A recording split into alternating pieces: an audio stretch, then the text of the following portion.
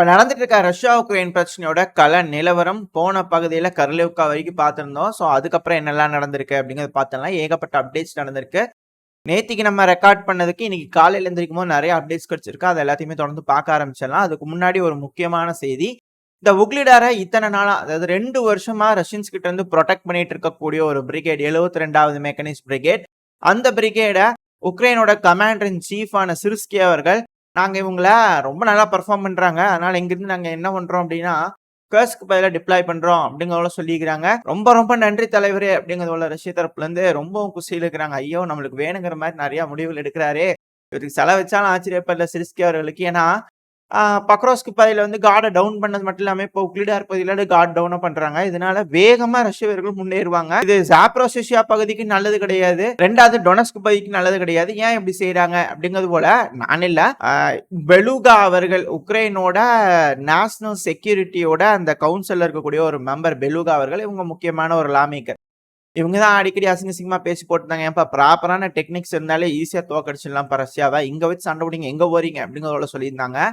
இப்ப அவங்க தரப்பு திருப்பி பேசிக்கிறாங்க. என்ன ஒரு முடிவு பாத்தீங்களா, 24வது மெக்கனைஸ் பிரிகேட இந்த டாஸ்க் இருந்து ரீடிப்ளாய் பண்ணீங்க கர்ஸ்க்கு. அதுக்கப்புறம் என்ன ஆச்சுன்னு பாத்தீங்களா, இருக்கிறவங்கள அழுது வீடியோ பிடிச்சி போட்டுக்கிறாங்க லாயர்ஸ் கிட்ட கெஞ்சி கதறி.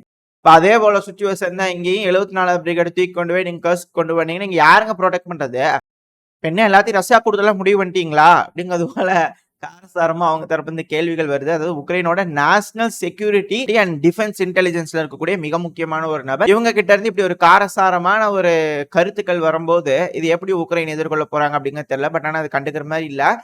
இதுலயே சில உக்ரைனியன்ஸ்லாம் இருப்பாங்க இல்லையா, சோ அவங்களோட மனப்பான்மை எப்படி இருக்கு, அவங்களுக்குள்ள பேசிக்கக்கூடிய விஷயங்கள் என்னன்னா, சிரிஸ்கி அவர்களும் சரி ஜெலன்ஸ்கி அவர்களும் சரி ஒரு கேம்பிளிங் ட்ரை பண்றாங்க. இந்த கேம்பிளிங் அட்டெம்ப்ட்ல மேபி உக்ரைன் ஜெயிக்கிறதுக்கு அதிகமான வாய்ப்புகள் இருக்கு அப்படிங்கிறது போல பிரகாசமா அவங்களுக்கு தெரியுது அப்படிங்கிற சொல்றாங்க. ஏன்னா இப்ப இருக்கக்கூடிய சூழ்நிலையில ரஷ்ய வீரர்கள் டோரை திறந்திருக்குன்ற அப்படிங்கிறதுக்காக உள்ள ஓடி வந்துட்டே இருக்கிறாங்க, ரொம்ப தூரம் வந்துகிட்டே இருக்கிறாங்க.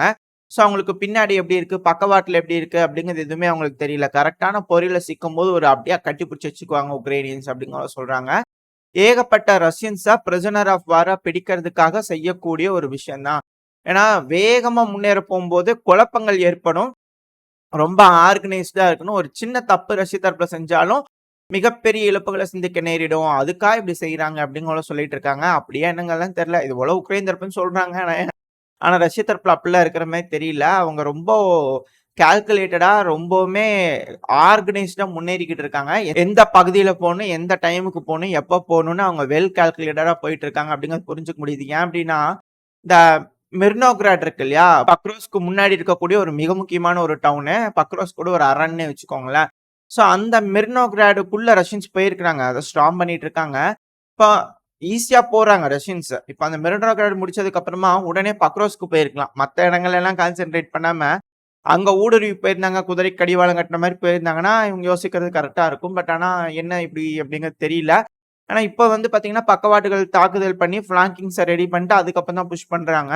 ஆனா இப்போ உக்ரைனியன் வந்து கர்ஸ்க்ல வந்து கான்சென்ட்ரேட் பண்ணிருக்காங்க. கர்ஸ்க் பதிவு வந்து அடுத்த பயில பார்க்க ஆரம்பிச்சாங்க. நம்ம மேப்புக்கு பயில நான் என்னென்ன சொல்ல வரேன் அப்படிங்கிறது உங்களுக்கு தெளிவா புரிய ஆரம்பிக்கும். இப்போ நம்ம சொல்லிட்டு இருக்க உக்லிடாரா இருக்கட்டும், பக்ரோஸ்கா இருக்கட்டும், இது எல்லாமே உக்ரைனோட டொனஸ்க் ஒப்லாஸ்ட்ல இருக்கக்கூடிய மிக முக்கியமான டவுன்ஸ். இது உக்ரைனோட தென் கிழக்குல இருக்கக்கூடிய ஒரு பகுதி. கீழே மினிமேப்ல பாத்தீங்கன்னா எந்த இடத்துல ஜூம் பண்றேன் அப்படிங்கிறது உங்களுக்கு தெரியும். சோ இதுதான் டொனஸ்க் ஒப்லாஸ்ட்ங்கிறது இதுதான். சோ டொனஸ்க் ஒப்லாஸ்ட்ல பக்ரோஸ்க்கு கீழே இருக்கிறது தான் இருக்கக்கூடிய செட்டில்மெண்ட்ஸ் தான் நம்ம பார்க்க போறோம். ஃபர்ஸ்ட் ஃப்ரண்ட் லைன் லோட் பண்ணிடலாம். ஃப்ரண்ட் லைன்ல ரெட் கலர்ல மார்க் ஆயிருக்கலாம், ரஷ்ய தரப்புல இருந்து முன்னேறி வந்து பிடிச்சிருக்காங்க அப்படிங்கிறது மார்க் ஆயிருக்கிறதா. இது ப்ரோ உக்ரைனியன் சோர்ஸான டீப் ஸ்டேட் தரப்ப கொடுக்கக்கூடிய மேப் தான் நம்ம பாக்குறோம். மத்த யாரும் சொல்றதுல நம்ம கேட்க போறது இல்ல. சோ இதை வச்சு பார்க்கும்போது ரஷ்யா நம்ம நேத்திக்கு இந்த கர்லிவ்கா இருக்கு இல்லையா, சோ அந்த இடத்துல பார்த்திருப்போம். நேத்திக்கு பார்க்கும்போது எல்லாம் சண்டை நடந்துட்டு இருக்கு அப்படிங்கிற சொல்லியிருந்தாங்கன்னு சொல்லியிருந்தோம் இல்லையா. இந்த இடத்துல எல்லாம் ரஷ்யன்ஸ் அவங்களோட வீடியோஸ் எல்லாம் கொடுத்திருக்காங்க அப்படிங்கிறது பார்த்திருந்தோம். ஆனா இன்னைக்கு வந்து பாத்தீங்கன்னா ப்ரோ உக்ரைனியன் தரப்புல ஆமாங்க வந்துட்டாங்க அப்படிங்கிறது போல அவங்க தரப்ப சொல்லிக்கிறாங்க. ஆனா ரஷ்யன்ஸ் என்ன சொல்றாங்கன்னா, இல்ல ஹல்ஸ்தினிவ்கா இருக்கு இல்லையா, நம்ம நேத்திக்கு சொல்லியிருந்தோம் இல்லையா, இந்த ஓச்சா ரிவருக்கு மேல இருக்கக்கூடிய பகுதிகளில் ரஷ்யாவோட கட்டுப்பாட்டுக்குள்ள வந்துருச்சுன்ட்டு. சோ அதுக்கான வீடியோ பதிவு வந்து பாத்தீங்கன்னா சைட்ல லோட் ஆயிருக்கும். ரஷ்யன்ஸ் அந்த இடத்துல பிளாக் ஏற்றக்கூடிய இடம் இருக்கு இல்லையா, அந்த இடத்துல போயிட்டு அவங்களோட பிளாக் ஏத்திருப்பாங்க. ரொம்ப ஃப்ரீயா வந்து அவங்க போலாத்திட்டு இருக்காங்க அப்படின்னா அந்த ஓச்சா ரிவரையும் தாண்டி ரஷ்யன்ஸ் முன்னேறிட்டாங்க. ரஷ்யன்ஸ் அப்படிதான் சொல்றாங்க. அந்த முழு ஹஸ்தினிவ்காவா, சோ அந்த பகுதி முழுவதும் எங்க கட்டுப்பாட்டுக்குள்ள வந்துருச்சு அப்படின்றது போல ரஷ்ய தரப்பு சொல்றாங்க. ஆக்சுவலா அந்த வீடியோ வந்து பாத்தீங்கன்னா எங்க எடுக்கப்பட்டதுன்னா, குறிப்பா இங்க இருக்கக்கூடிய பகுதி, இந்த இடத்துல பாத்தீங்கன்னா தெரியும். சோ இந்த வழியா நடந்து போய் இங்க இருக்கக்கூடிய அந்த பிளாக் போஸ்ட்ல தான் வந்து பாத்தீங்கன்னா அவங்க பிளாக் ஏத்திருப்பாங்க. ஸோ இதை வச்சு பார்க்கும்போது ரஷ்யன்ஸ் இந்த ஹல்ஸ்தினிஃப்கா இந்த ஓச்சா ரிவருக்கு மேலே இருக்கிறதெல்லாம் கம்ப்ளீட்டாக அவங்க கட்டுப்பாட்டுக்குள்ள எடுத்துட்டாங்க. ரெண்டாவது இந்த ஹல்ஸ்தினிஃப்கா இருக்கு இல்லையா, ஸோ இதையும் வந்து பார்த்தீங்கன்னா ரஷ்யன்ஸ் அவங்க கட்டுப்பாட்டுக்குள்ள எடுத்து தான் சொல்றாங்க.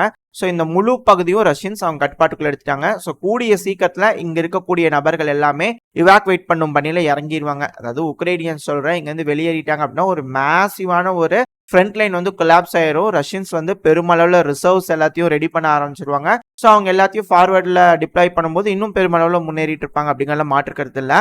நம்ம இப்போ உக்லிடார் சொல்லியிருந்தோம் இல்லையா, ஸோ அது வந்து இங்க இருக்கக்கூடிய பகுதி தான். இங்க இருக்கக்கூடிய உக்லிடார்ல இருந்து இப்போ உக்ரைனியன்ஸ் பின்வாங்கி போறாங்க. ஸோ ஒன்ஸ் இந்த உக்லிடார் ரஷ்யாவோட கட்டுப்பாட்டுக்குள்ள வந்துருச்சுன்னா என்ன ஆகும் அப்படின்னா ரஷ்யன்ஸ் ஈஸியா இங்க இருக்கக்கூடிய இந்த பொடோன்விக்கா இருக்கு இல்லையா, ஸோ அதை நோக்கி முன்னேற ஆரம்பிச்சிருவாங்க. ஏன்னா ஆல்ரெடி இங்க இருக்கக்கூடிய உடைநிலை ஸ்ட்ராங் பண்ணிட்டு இருக்காங்க. ரெண்டாவது இந்த கோல் மைன் எந்நேரம் வேணாலும் ரஷ்யாவோட கட்டுப்பாட்டுக்குள்ள வந்துரும் அப்படிங்கிற நிலைமையில தான் இருக்கு. ரெண்டாவது ஒன்ஸ் இந்த பொகோல்விக்காவா, ஸோ இந்த பகுதி அவங்க கட்டுப்பாட்டுக்குள்ள எடுத்துட்டாங்க அப்படின்னா இங்க இருக்கக்கூடிய நோவோ யுக்ரைனுக்கா, அப்புறம் இந்த ஷக்ஸ்ட்ராஸ்கா பேர் கொஞ்சம் கரெக்டாக இல்லை. ஸோ இந்த பகுதி அடுத்த இந்த வெலிகா நோவோசெல்கா, ஸோ இந்த பகுதியில் தாக்குதல் பண்ண ஆரம்பிச்சிட்டாங்கன்னா இந்த இடத்துல உங்களுக்கு தெரியும் இதுவும் ஒரு லஜிஸ்டிக்கல் ஹப் மாதிரி தான் இருக்கு. இது டொனஸ்க் ஒப்லாஸ்டோட எட்ஜில் இருக்கக்கூடிய ஒரு பகுதி. ஸோ ஒன்ஸ் ரஷ்யன்ஸ் இந்த வழியாகவும் முன்னேறிட்டு தான் இருக்காங்க. தினம் இந்த ஒரிசோனே பகுதியிலிருந்து முன்னேறிட்டு தான் இருக்காங்க. ஸ்டாரோமைஸ்கி இந்த பகுதி இந்த வெலிஸ்கா நோவோசெல்கா இருக்கு இல்லையா, அது ஒன்ஸ் ரஷ்யாவோட கட்டுப்பாட்டுக்குள்ள வந்துருச்சு அப்படின்னா ரஷ்யன்ஸ் எந்த இடத்துல வேணாலும் ஃப்ரீ டு கோ, அதாவது எப்படி சொல்றது, இதை ஃபார்வர்ட் பேஸா பயன்படுத்தி மேல போக முடியும். ரெண்டாவது இந்த வெலிகா நோவோசெல்காவை அவங்க ஃபார்வர்ட் பேஸா பயன்படுத்தி இந்த பக்ரோஸ்கா இருக்கு இல்லையா, சோ இதை நோக்கி போக முடியும். மூணாவது இதே வெலிகா நோவோசெல்கா யூஸ் பண்ணி இங்க இருக்கக்கூடிய குராஹாவோட பின்புறத்துல வந்து தாக்குதல் பண்ண முடியும். சோ ஏகப்பட்ட ஆப்ஷன்ஸ் ரஷ்யன்ஸ்க்கு கிடைக்க ஆரம்பிச்சு. இதனால ஃப்ரண்ட் லைன் முழுவதும் கொலாப்ஸ் ஆக ஆரம்பிச்சிடும். இந்த ஜாப்ரோசேஷியால இருக்கக்கூடிய இந்த ட்ரென்ச் லைன் லோட் பண்ணனா உங்களுக்கு தெரியும், இந்த பிளாக் கலர்ல இருக்குன்னு சொல்லியிருக்கேன் இல்லையா, சோ அந்த ட்ரென்ச் லைனுக்கு பின்புறமா வந்து தாக்குதல் பண்ண ஆரம்பிச்சிருவாங்க. ஒன்ஸ் இந்த ட்ரென்ச் லைன்லாம் கொலாப்ஸ் ஆக ஆரம்பிச்சிருச்சு, இந்த ட்ரென்ச் லைன்லாம் கொலாப்ஸ் ஆக ஆரம்பிச்சிருச்சு அப்படிங்கும்போது ரஷ்யன்ஸ் இந்த டாக்மேக்ல இருந்தும் முன்னேற ஆரம்பிச்சிருவாங்க. சோ அப்படி முன்னேறும் போது இருமுனை தாக்குதலா இருக்கும். இது மேலும் உக்ரைனுக்கு இக்கட்டான சூழ்நிலையை உருவாக்கும். இதுதான் வந்து அந்த உக்ரைனோட நேஷனல் செக்யூரிட்டி இல்ல இன்டெலிஜென்ஸ் டீம்ல இருக்கக்கூடிய பெலுகா அவர்கள் சொல்லியிருந்தோம் இல்லையா, இதைத்தான் அவங்க சொல்லியிருப்பாங்க. சோ இது இங்க இருக்கக்கூடிய சூழ்நிலை ரொம்ப இக்கட்டான சூழ்நிலை தான். இந்த டைம்ல ஏன்பா நீங்க ட்ரூப்ஸ் டிப்ளாய் பண்றீங்க, ரீடிப்ளாய் பண்றீங்க அப்படிங்கிறது போல அவங்க தரப்பு வந்து கேட்டுக்கிட்டு இருக்காங்க. சோ இந்த டைம்ல உக்ரைனோட கமாண்ட் இன் சீஃப் ஆன சிஸ்கி அவர்கள் எடுக்கக்கூடிய முடிவுனால என்ன மாதிரியான முடிவுகள் கொடுக்க போகுது உக்ரைனோட ஆர்ம்டு போர்ஸுக்கு அப்படிங்கறத பொறுத்து இருந்து பார்ப்போம். இப்போ நம்ம அடுத்தது இப்போ இந்த ஹெல்ஸ்தினிஃப்கா ரெண்டாவது கார்லிவ்கா இந்த பகுதியெல்லாம் ரஷ்யாவோட கட்டுப்பாட்டுக்குள்ள வந்துருச்சு அப்படிங்கறத பார்த்துட்டோம் இல்லையா. சோ அப்படியே மேல போனோம்னா இங்க இருக்கக்கூடிய செலிடோ, இந்த செலிடோவோட சிட்டி சென்டர்ல குறிப்பா இங்க இருக்கக்கூடிய பகுதி தான் இப்போ ஒரு வீடியோ பதிவு லோட் ஆயிருக்கும். இந்த வீடியோ பதிவுல வந்து பாத்தீங்கன்னா உக்ரைனோட ஒரு மீடியா பர்சன் வந்து இந்த பகுதியில் நாங்க இருக்கோம், ரஷ்யன்ஸ் இந்த பகுதியை பிடிக்கல அப்படிங்கிறது போல அவங்க தரப்புல இந்த வீடியோ எடுத்து போட்டிருக்காங்க. இன்னும் செலிடோவோட சிட்டி சென்டர் வரைக்கும் ரஷ்யன் வரல அப்படிங்கிற நம்மளால புரிஞ்சுக்க முடியுது. ஏன்னா சேஃப்டியான டிஸ்டன்ஸ்குள்ள தான் வந்து இது போல மீடியா பர்சன்ஸ் வந்து இருப்பாங்க. எட்ஜ் பொசிஷன்ல எல்லாம் கொண்டு வந்து டிப்ளாய் பண்ண மாட்டாங்க. ஸோ இதை வச்சு பார்க்கும்போது செலிடோவோட சிட்டி சென்டர் சேஃப்டியா தான் இருக்கு. சிட்டி சென்டருக்கு முன்னாடி தான் வந்து சண்டை நடந்துட்டு இருக்கு அப்படிங்கிற நம்மளால புரிஞ்சுக்க முடியுது. ஏன் இந்த செலிடோ பத்தி இவ்வளவு முக்கியமா பேசுறோம்னா அது முக்கியமான லஜிஸ்டிக்கல் ஹப். அதை பயன்படுத்தி ரஷ்ய தரப்புல இருந்து பல முனை தாக்குதல் பல இடங்கள்ல முன்னேறி போய் பண்ண முடியும். இதான் நம்ம சொல்லியிருப்போம், இந்த கர்ஸ்க் பையில இந்த சுஜா டவுன் அப்புறம் இந்த கிரமனோயி இந்த பதியெல்லாம் பாக்குறோம் இல்லையா. ஸோ அது போலதான் இந்த செலிடோ ஒரு மிகப்பெரிய டவுன். இதை பயன்படுத்தி பல இடங்கள்ல முன்னேறி போக முடியும் ரஷ்ய தரப்புல இருந்து. ரெண்டாவது இந்த செலிடோவுக்கு பக்கத்துல இந்த மிக்கலேவ்கா இருக்கு. இந்த ரெண்டுமே ஒட்டி இருக்கக்கூடிய டவுன்ஸ். சோ பாத்தீங்கனாலே தெரியும் ரெண்டுக்குமே தனித்தனியா செப்பரேஷன் எதுவுமே இல்ல. உக்ரைனியன்ஸ் ஆல்ரெடி என்ன சொல்றாங்கன்னா இந்த பகுதிக்குள்ள ரஷ்யன்ஸ் ஊடுருவி வந்துட்டான்றாங்க. ரெண்டாவது ரஷ்யன்ஸை பொறுத்த வரைக்கும் இந்த பகுதிகள் முழுவதுமே அவங்க கட்டுப்பாட்டுக்குள்ள இருக்கு அப்படிங்கிறது போல சொல்லப்பட்டுவது. இன்னும் இந்த கோல் மைன் இன்னும் அவங்க கட்டுப்பாட்டுக்குள்ள வரல. மேபி இந்த கேஸ் ஸ்டேஷன் இருக்குல்ல, இது வந்து ரஷ்யாவோட கட்டுப்பாட்டுக்குள்ள இருக்கு. சோ அந்த வழியா முன்னேறி வந்து இந்த கேஸ் ஸ்டேஷனை பிடிச்சாங்க அப்படின்னா இதை சுத்தி வளைச்ச மாதிரி இருக்கும். அதுக்கப்புறமா இங்க இருக்கக்கூடிய ஹைட்ஸை வந்து தாக்குதல் பண்ணுவாங்க. இந்த கோல் மைனை விட இது ரொம்ப ஹைட்டான கோல் மைன். சோ ரஷ்யாக்கு இன்னுமே அட்வான்டேஜா இருக்கு இந்த கோல் மைனை பிடிக்கிறதுக்கு. உக்ரைனியன்ஸ் இதை அட்வான்டேஜா பயன்படுத்துறாங்க அப்படின்னா மேபி இந்த பகுதியில் இருக்கக்கூடிய ரஷ்யன்ஸை கொஞ்சம் டிலே பண்ண வைக்கிறதுக்கு வாய்ப்புகள் அதிகம். அதுவும் இந்த மிக்கலேவ்காவை பொறுத்த வரைக்கும் இப்போ ஒரு வீடியோ பதிவு லோட இருக்கும். இந்த வீடியோ பதிவு ரஷ்யன்ஸ் அங்க வந்தாங்க, நாங்க அவங்களை அடிச்சிட்டு இருக்கோம் பாருங்க அப்படிங்கிறது போல உக்ரைன் தரப்புல இருந்து வீடியோ பதிவுகள் கொடுத்திருக்காங்க. உக்ரைனோட ட்ரோன்களை பயன்படுத்தி ட்ரோன் குண்டுகளை போறது. ரெண்டாவது ரஷ்யன்ஸ் அங்க போய் அங்க இருக்கக்கூடிய ட்ரென்ச்சஸ் எல்லாம் ஸ்ட்ராங் பண்ணிட்டு இருப்பாங்க. சோ இது போல விஷயங்கள் அந்த பகுதியில் நடந்திருக்கு. இது கூடவே அந்த இதே மிக்கலேவ்காவுக்கு மேல வந்து பாத்தீங்கன்னா நம்ம கோல் மைன் சொல்லியிருந்தோம் இல்லையா. சோ அந்த கோல் மைனோட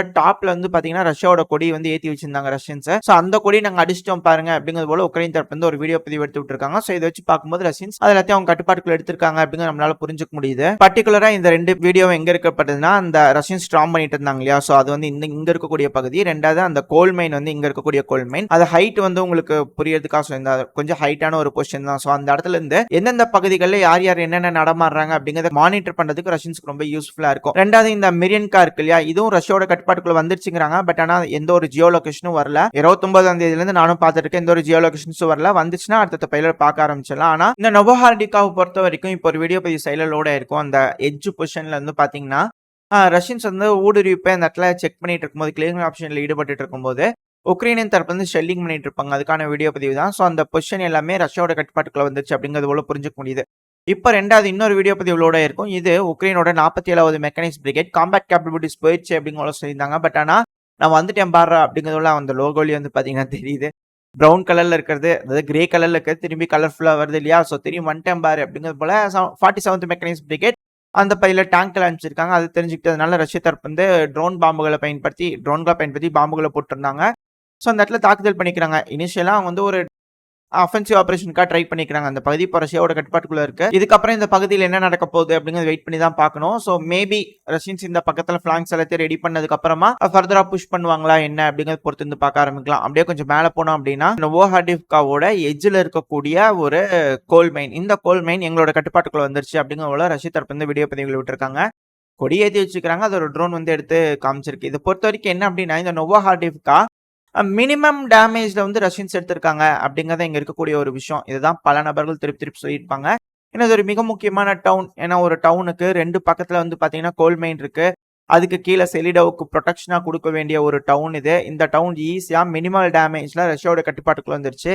இங்கிருந்து பல இடங்கள்ல முன்னேறிட்டு இருக்காங்களே அப்படிங்கிற ஒரு வருத்தம் தான் உக்ரைனியன் தரப்புல ப்ரோ உக்ரைனியன்ஸா இருப்பாங்க இல்லையா, ஸோ அவங்க எல்லாத்துக்கும் இருக்கக்கூடிய ஒரு வருத்தம். அன்டச்சடா ஒரு சிட்டியை வந்து ரஷ்யன்ஸுக்கு கொடுத்துட்டுமே அப்படிங்கறத இங்க இருக்கக்கூடிய பிரதானமான கவலை. ஏன்னா ரஷ்யன்ஸ் வந்து இதை பயன்படுத்தி பெருமளவில் என்சர்க்கிள் பண்ணிட்டு இருக்காங்க. அந்த ஒரு காரணத்தினாலதான் நம்ம மேப்ல பார்த்தோம்னா இது எங்க இருக்கு அப்படிங்கிறது புரிய வரும். அந்த நோவோஹார்டிவ்காவோட எட்ஜ் பொசிஷன்ல பார்த்திருந்தோம் இல்லையா, ஸோ இப்போ இங்க வந்து பாத்தீங்கன்னா இங்க இருக்கக்கூடிய கோல் மைன். ஸோ அந்த இங்க ஒரு பில்டிங் இருக்கும், அந்த கோல் மைனோட ஃபேக்டரி. ஸோ அந்த ஃபேக்டரியில் தான் கொடியேற்றி காமிச்சிருப்பாங்க. ஸோ பெருமளவில் ரஷ்யன்ஸ் வந்து பக்கவாட்டு தாக்குதல் பண்றதுக்கு அவர் பெருமளவில் சுத்தி வளைக்கணும். ஏன்னா வீரர்களை பிடிக்கிற வரைக்கும் இந்த சண்டை நடந்துகிட்டே தான் இருக்கும் அப்படிங்கிறது ரஷ்யன்ஸுக்கு தெரியும். ஸோ அதனால முடிஞ்ச வரைக்கும் சுத்தி வளைச்சு பிடிக்கிறதுக்காக ரஷ்யன்ஸ் ட்ரை பண்ணிட்டு இருக்காங்க. முன்னாடியே சொன்ன மாதிரி இந்த உக்லிடாருக்கு பக்கத்துல இருக்கக்கூடிய இந்த வெலிகானோவோஸ்கா, ஸோ அந்த வழியா முன்னேறாங்கன்னு சொல்லிட்டு சோ அது வழியா முன்னேறாங்க. அப்படிங்கும்போது சேம் அதே போல இங்க இருக்கக்கூடிய இந்த செலிடோ இந்த பகுதியெல்லாம் பிடிச்சு ப்ரோக்ரோஸ்க்கு புறநகரங்கள்லாம் பிடிக்கிறாங்க. அப்படிங்கும்போது ஒரு மிக பெரும் அளவுல இருக்கக்கூடிய உக்ரைனியன்ஸ் எல்லாத்தையுமே வந்து பாத்தீங்கன்னா பிடிக்கிற மாதிரி இருக்கும், சுத்தி வளைச்சு பிடிக்கிற மாதிரி இருக்கும். நம்ம ஜூம் இன் பண்ணும்போது ரொம்ப பெரிய பகுதி இதெல்லாம்.